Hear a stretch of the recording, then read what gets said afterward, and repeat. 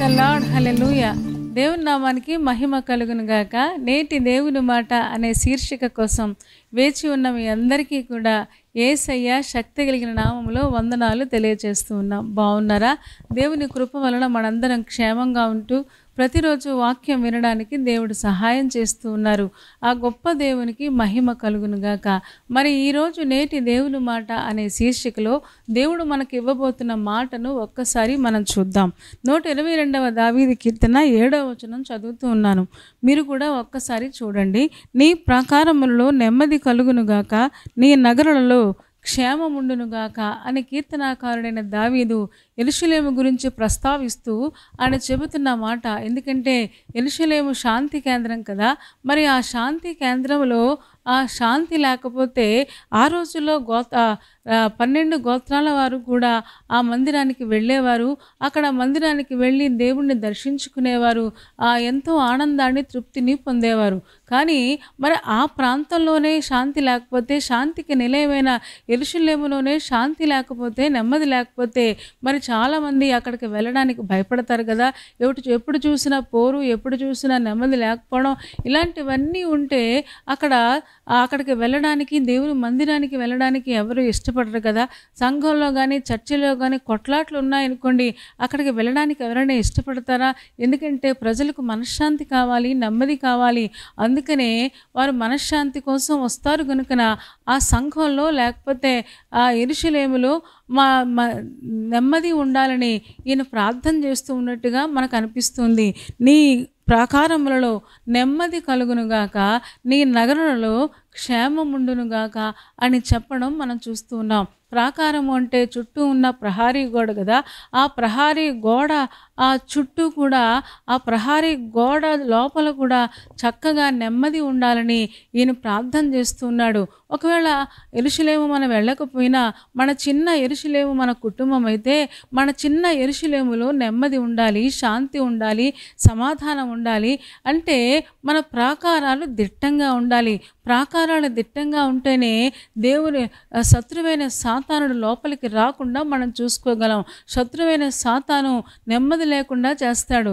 ఎందుకు అంటే వాడు ఎవరిని విశ్రాంతి వెతుకుచూ అనేక మంది హృదయాలలోకి వెళుతూ ఉన్నట్టుగా మనం మత్తయి సువార్తలో చూస్తాం. వాడికి విశ్రాంతి కావాలి. అందుకనే మనుషుల్ని వెతుక్కుంటూ వెళ్ళి వాళ్ళ లోపలికి దూరి కొంచెం దొరికితే చాలు, చోటు దొరికితే ఆ లోపలికి వెళ్ళి వాళ్ళ మనసును కకావికలం చేయడం, ఆత్మహత్యకు ప్రేరేపించడం మనం చూస్తూ ఉన్నాం. కుటుంబాలలో నెమ్మది లేకపోవడం మనం చూస్తూ ఉన్నాం.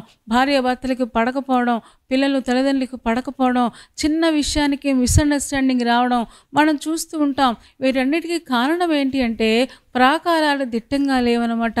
ఆ రోజుల్లో యెరూషలేము ప్రాకారాన్ని శత్రువులు కూల్చివేసినట్టుగా ఈ రోజున సాతానుడు కూడా మన చుట్టూ ఉన్న ప్రాకారాన్ని పడగొట్టి ఎలాగైనా లోపలికి వచ్చి మనకుండే శాంతిని, నెమ్మదిని, సమాధానాన్ని పాడు చేయాలని వాడు ప్రయత్నం చేస్తున్నాడు. ఈ రోజున విశ్వాసులుగా మన ప్రాకారం దిట్టంగా ఉండేలాగా మనం ప్రార్థన చేసుకోవాలి. మన కుటుంబం చుట్టూ ప్రార్థనా ప్రాకారం ఉండాలి. మన కుటుంబం చుట్టూ వాక్యం అనే ఆ కంచె మనకు ఉండాలి. ఎవరైతే ఈ కంచె లేకపోతే ఈ ప్రాకారాన్ని కలిగి ఉంటారో శత్రువు మన లోపలికి రావడానికి కూడా భయపడతాడు. ఎందుకు అంటే వాక్యం చూస్తే భయం కదా. దేవుడు వాక్యం అంటే దేవుడే కదా. యేసయ్య మన దగ్గర ఉంటే వాడు లోపలికి రాలేడు కదా. ఎందుకంటే ఆయన రక్షకుడు గనుక, రక్షించేవాడు గనుక ఏ విధంగా మనల్ని పాడు చేయాలని వాడు లోపలికి వచ్చే అవసరత ఉండదు. ఈ రోజున అదే చెప్తున్నాడు. మీ గోడలలో లేదా మీ ప్రాకారములలో నెమ్మది కలుగునుగాక. మన చిన్న ఇంటిలో నెమ్మది ఉండాలని దేవుడు కోరుకుంటున్నాడు. మన నగరాలలో క్షేమం ఉండాలి. ఏమండి, మనం ఎక్కడ ఏ ప్రదేశంలో ఉన్నామో దేవుని పిల్లలు ఎక్కడుంటే అక్కడ క్షేమాన్ని విస్తరించాలి. ఎందుకంటే ఆ నగరం కోసం ప్రార్థిస్తూ ఉంటే, ఆ పట్టణం కోసం ప్రార్థిస్తూ ఉంటే, ఆ సంఘం కోసం మనం వెళుతున్న సంఘం కోసం మనం ప్రార్థిస్తూ ఉంటే మన సంఘాలలో నెమ్మది ఉంటుంది, మన నగరాలలో క్షేమం ఉంటుంది. ఈ రోజున దేవుడు మనతో అదే చెబుతూ ఉన్నాడు. ముందు మన కుటుంబాలు బాగుంటే మన సంఘాలు బాగుంటాయి, మన సంఘాలు బాగుంటే మన దేశం బాగుంటుంది. ఈ రోజున దేవుడు అదే కోరుకుంటున్నాడు. ప్రార్థిస్తున్నామని చెప్పుకుంటున్న మనము మన కుటుంబాలలో దేవుని సమాధానం ఏలేలాగా మనం చూడాలని దేవుడు కోరుకుంటున్నాడు. మన ప్రాకారాలలో నెమ్మది ఉండాలి, మన నగరంలో క్షేమం ఉండాలి. రోమీయులకు రాసిన పత్రిక 15వ అధ్యాయము 5వ వచనం 6వ వచనం చదువుతూ ఉన్నాను. మీరు కూడా ఒక్కసారి చూడండి.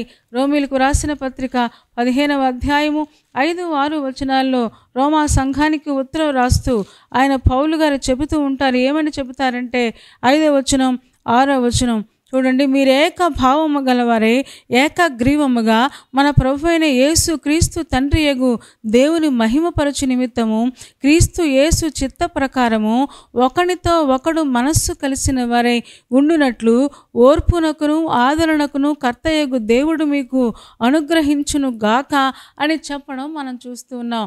మీరు ఏక భావం కలిగి ఉండాలి. రోమా సంఘానికి చెబుతున్నాడు. విశ్వాసులు ఒకరితో ఒకరు ఏక మనస్సు కలిగి ఉండాలి. ఆది అపోస్తుల దినాలలో విశ్వాసులు ఎలాగైతే ఏక మనస్సు కలిగి దేవుని యొక్క శక్తిని పొందుకున్నారో, ఏక మనస్సు ఎక్కడుంటే దేవుని శక్తి అక్కడ ఉంటుంది, దేవుని అభిషేకం అక్కడ ఉంటుంది. అదే చెబుతున్నాడు. మీరు ఏక భావము గలవారై ఏకగ్రీవముగా దేవుని నామానికి మహిమ తెచ్చేలాగా మీరు ఉండాలి అని కోరుకుంటూ మీరు ఒకరితో ఒకడు మనస్సు కలిసిన వారై ఉండండి. భార్య భర్తలైతే ఒకరితో ఒకడు శరీరాలు మాత్రమే కాదు కానీ వాళ్ళ మనస్సులు కూడా కలవాలి. ఏమంటే ఒక మనస్సులు కలవాలి అంటే కలిపేవాళ్ళు అక్కడ ఉండాలి. ఆ కలిపేవాడు ప్రభు అయిన యేసుక్రీస్తు అయితే ఆయన మన మధ్యలో ఉంటే ఆయన చక్కగా మన యొక్క మనస్సులను ఆయన కలిపే గొప్ప దేవుడై ఉన్నాడు. ఈ రోజున దేవుడు అదే కోరుకుంటున్నాడు. ఎక్కడ చూసినా ఏక మనసు లేకపోవడం, ఐక్యత లేకపోవడం మనం చూస్తూ ఉన్నాం. తల్లిదండ్రులకి పిల్లలకి ఏక మనసు ఉండదు. తల్లిదండ్రులు ఒకటి చెప్తూ ఉంటే పిల్లలు ఇంకోటి చేస్తూ ఉంటారు. లేకపోతే భర్త ఒకటి చెప్తూ ఉంటే భార్య ఇంకొకటి చేస్తూ ఉంటుంది. ఎక్కడ చూసినా ఏక మనసు దెబ్బతింటూ ఉంది. ఏక మనస్సు లేకపోవడం వల్ల అక్కడ అద్భుతాలు జరగటం లేదు, ఆశ్చర్యకార్యాలు జరగటం లేదు. ఆది అపోస్తుల దినాలలో అద్భుతాలు జరిగినాయి, ఆశ్చర్యకార్యాలు జరిగినాయి. ప్రజలందరూ కూడా చక్కగా దేవుని సన్నిధికి ప్రవాహంగా వచ్చేవారు. ఆ కార్యం జరగాలి అంటే తప్పకుండా ఏక మనస్సు కలిగి ఉండాలి. మీరు ఒకరితో ఒకడు మనస్సు కలిసిన వారే మనం ఏం చేసినా దేవుని నామానికి మహిమ తెచ్చేలాగా మాటలాడినా పని చేసినా లేకపోతే మనం ఎక్కడున్నా ఎక్కడికి వెళ్ళినా సరే మనం నమ్మిన దేవునికి మహిమ తెచ్చే విధంగా మన ప్రవర్తన మన మాట ఉండాలని దేవుడు కోరుకుంటున్నాడు. చూద్దామా? ఎఫెసీయులకు రాసిన పత్రిక 4వ అధ్యాయము 3వ వచనంలో కూడా మనం చూడగలిగితే అక్కడ రాయబడిన మాట చూడండి ఒక్కసారి. ఇక్కడ కూడా పౌలు గారే చెబుతూ ఉన్నారు. ప్రేమతో ఒకరినొకడు చూడండి. కాబట్టి మీరు సమాధానమును బంధము చేత ఆత్మ కలిగించు ఐక్యమును కాపాడుకొనుట యందు శ్రద్ధ కలిగిన వారై ప్రేమతో ఒకరినొకడు సహించుచు మీరు పిలువబడిన పిలుపునకు తగినట్లుగా దీర్ఘశాంతముతో కూడిన సంపూర్ణ వినయముతోనూ సాత్వికముతోనూ నడుచుకొనవలనని ప్రభువును బట్టి ఖైదీనైన నేను మిమ్మల్ని బతిమాలుకొనుచున్నాను.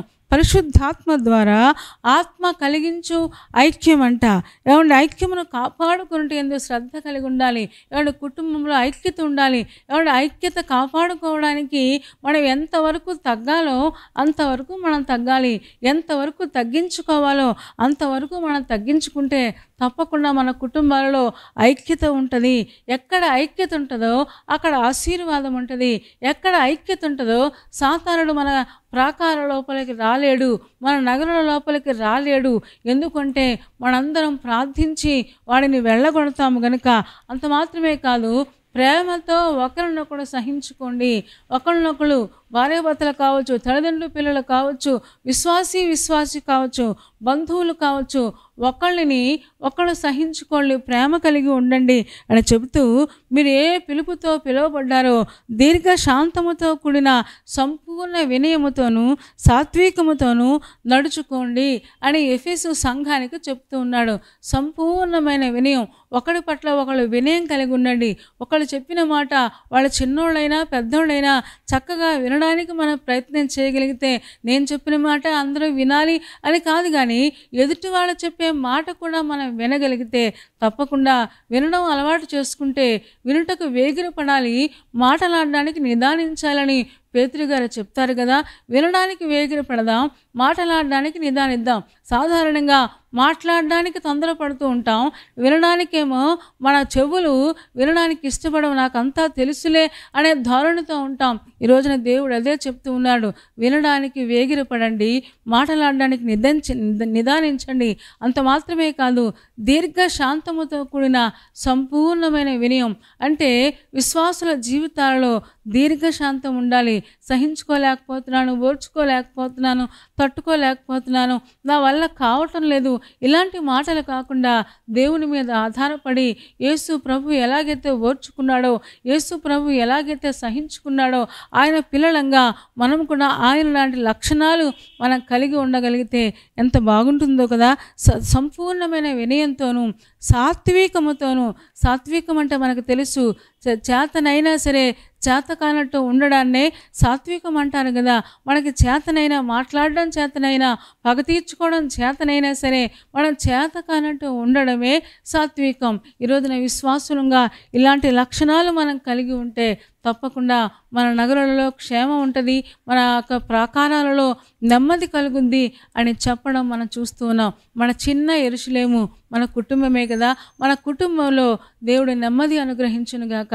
మన ప్రాకారాలలో దేవుడు నెమ్మది, అంత మాత్రమే కాదు, మన నగరంలో దేవుడు క్షేమాన్ని అనుగ్రహించాలి అంటే ఆత్మ కలిగించే ఐక్యాన్ని కాపాడుకోవడంలో శ్రద్ధ వహించాలి, సంపూర్ణమైన వినయం కలిగి ఉండాలి, ఒకరితో ఒకడు మనస్సు కలిసి ఉండాలి. అంత మాత్రమే కాదు, అందరం కలిసి దేవుని నామానికి మహిమ తేవాలి. దేవునికి మహిమ వచ్చే విధంగా మన ప్రవర్తన, మన మాటలు ఉండగలిగితే తప్పకుండా దేవుడు ఆ ఇంటిలో కొలువై ఉంటాడు, ఆ సంఘంలో కొలువై ఉంటాడు. అప్పుడు నెమ్మది, సమాధానము ఆ చుట్టుపక్కల కూడా వ్యాపించడం మనం చూస్తూ ఉన్నాం. మరి అలా చెయ్యాలి అంటే తప్పకుండా ప్రార్థించాలి, తప్పకుండా ఏక మనస్సు కోసం మనం ఎదురు చూడాలి. ఏక మనస్సు కోసం ఎదురు చూడాలి అంటే సరిపోదు, కానీ తగ్గించుకునే సమయంలో తగ్గించుకోవాలి. అంత మాత్రమే కాదు, క్షమాపణ అడగాలి అంటే అడగాల్సి వస్తే అడగాలి. దేనికి కూడా అహం అనేది రాకుండా చూసుకోవాలి. అలా చేస్తే తప్పకుండా నగరాలలో క్షేమాన్ని, ప్రాకారాలలో దేవుడు నెమ్మదిని కలుగజేస్తాడు. అలా చేయడానికి పరిశుద్ధాత్మ దేవుడు మనకు సహాయం చేయునుగాక. తలలు వంచండి, కళ్ళు మూసుకోండి, చిన్న మాట ప్రార్థన చేద్దాం. పరిశుద్ధుడా, ప్రేమ కలిగిన మా తండ్రి, నీ పాదాలకు వందనాలు, స్తోత్రాలు చెల్లిస్తూ ఉన్నాం. మా నగరంలో క్షేమం ఉండాలని, మా ప్రాకారాలలో నెమ్మది ఉండాలని మీరు మాతో మాట్లాడినందుకు వందనాలు చెల్లిస్తూ ఉన్నాం. దావీదు దేవుని ఇంటి కోసం మాట్లాడాడు, కానీ దేవుని ఇంటిలో నెమ్మది లేకపోతే నాయన ఎవరు అక్కడికి వెళ్ళి దేవుడిని ఆరాధించలేరు కదా. మేము కూడా దేవుని ఇల్లు అయిన తండ్రి సంఘం కోసం ప్రార్థించడానికి మమ్మల్ని అందరినీ ఆయత్తపరచుము తండ్రి. అలాంటి భారాన్ని మాకు దయచేయము. అంత మాత్రమే కాదు, మా కుటుంబాలలో ఏక మనసు, ఏక తాత్పర్యము తండ్రి మీరు దయచేయమని ప్రార్థిస్తూ ఉన్నాం. భేదాలు కలిగించే దురాత్మను యేసు నామంలో శపిస్తూ ఉన్నాం, పొమ్మని ఆజ్ఞాపిస్తూ ఉన్నాం. ప్రతి కుటుంబాన్ని నీ రక్తం కింద దాచి ఉంచండి. నగరంలో క్షేమాన్ని, ప్రాకారాలలో నెమ్మదిని కలుగచేయము. మీరే మహిమ పొందుము. చేరవచ్చిన ఒక్కొక్క విశ్వాసిని దీవించుము. ప్రతి బలహీనత నుంచి విడుదల ఇవ్వండి. ఎగ్జామ్స్ రాస్తున్న వారిని, అలాగే ఇంటర్లోకి వెళుతున్న వారికి సఫలత మీరు దయచేయము. పెళ్లి రోజు, పుట్టినరోజు జరుపుకుంటున్న వారిని జ్ఞాపకం చేసుకోండి. నిండారులుగా వారిని దీవించుము. యేసే నామంలో ప్రార్థించి వేడుకొనుచున్నాము తండ్రి. ఆమేన్. ఆమేన్ చెప్పారు కదా అందరూ.